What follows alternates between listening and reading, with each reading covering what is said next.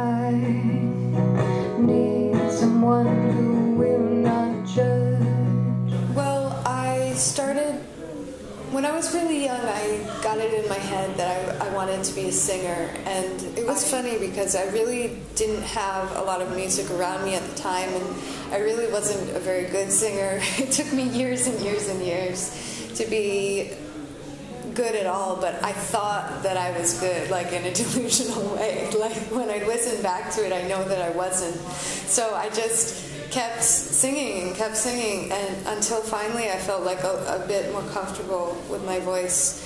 And I also played the flute in the orchestra, and I just got really involved in music, and my world really revolved around music for a long time when I was in school. And then when I went to college, I decided not to study music anymore because I didn't want to study it in a very rigid, strict academic way. I wasn't interested in doing classical music or opera or anything like that. But I started playing guitar when I was 16. So almost immediately I started writing songs. And in college I ended up studying literature and beginning literature and languages. I studied French as well, and that kind of fit better with the guitar, and that's how everything really came together, and that's how I really started to identify myself as a songwriter, very interested in the words and the stories that I was telling. I think that a lot of the time the message that I end up putting in the song, it's not something that I meant to put in the song from the very beginning, and sometimes it can be a very it can be a process that makes me feel very vulnerable because I look back and I'm like, well, I'm telling all these things about myself, and I'm telling these things that I've discovered in the process of writing the song that I didn't necessarily know about myself before I started writing the song. And so there's this kind of conflict of, I don't know, just this thing that makes me feel a little vulnerable. But I decided that, you know what, I'm just going to write whatever comes out and just commit to that. It starts at one point that's concrete, the one idea that I have in mind, and then it sort of flows and evolves from there. We have an expression in English, or I don't know if it's an expression, but it's like the common topic that you can talk about with people is the weather, because like the weather is completely out of your control. So it's like the safest topic that you can talk about. Like it's not politics, it's not who you vote for, it's not the crisis. It's like, oh, it's really raining out there. It's just awful. And this song is kind of inspired by that idea of that kind of absurd small talk that we make with each other. So the first line is, I'm sorry about the weather, which tonight I have to say I am sorry about it. Okay.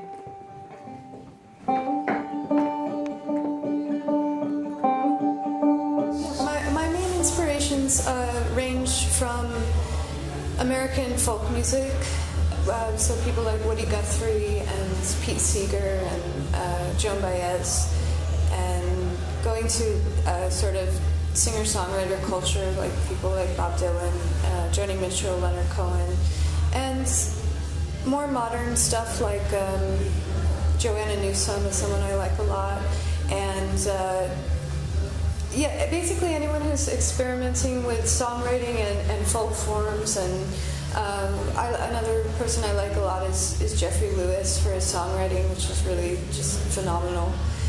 And yeah, so it's mainly people who have something to say. I think that I'm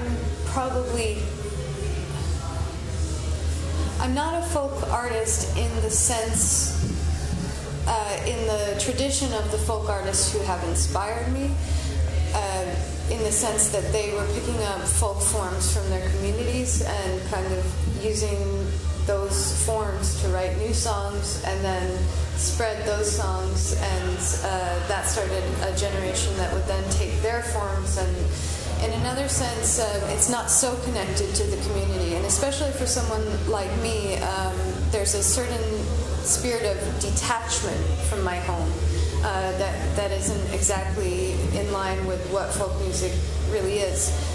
On the other hand, I think that I take elements from the cultures the foreign cultures that I've lived in and the different environments, and I know that there is a sort of osmosis process where you just can't help the fact that different rhythms and different ways of arranging things. Like when I came to Europe, for example, I started putting a lot more accordion parts in songs. Is something I wouldn't have thought of in the States. So I think,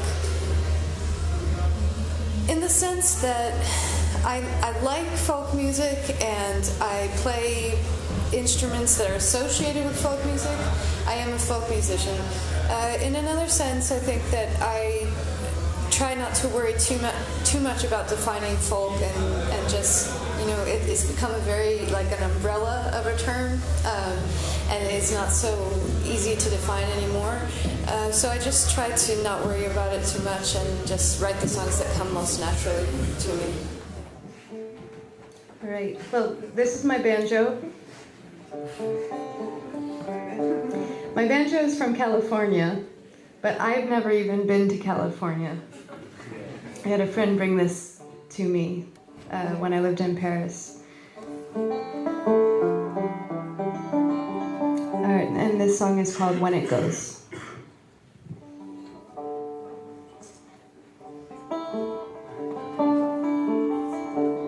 I've always liked to use different tunings, and even with the guitar I like to detune and change the tuning.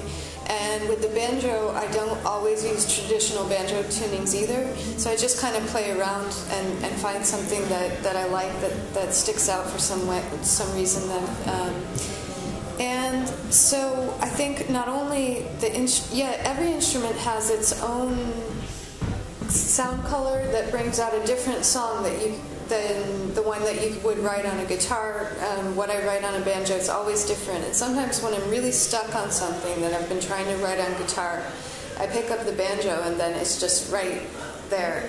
And I think it's the same with, one thing I love about being in Portugal is there's so many different kinds of guitars, and there are so many different folk instruments, and I'd love to just pick one up. I haven't done it yet, but I think that I want to get one of those little guitars that are really nice, and just try a different tuning and try a different sound and see what songs come up from that.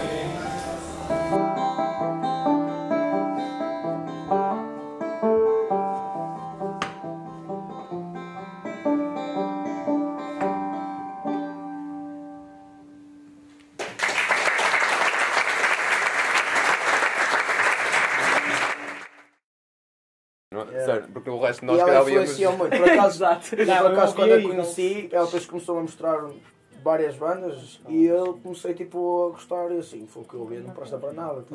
Foi um bocado assim. Comecei a ouvir e...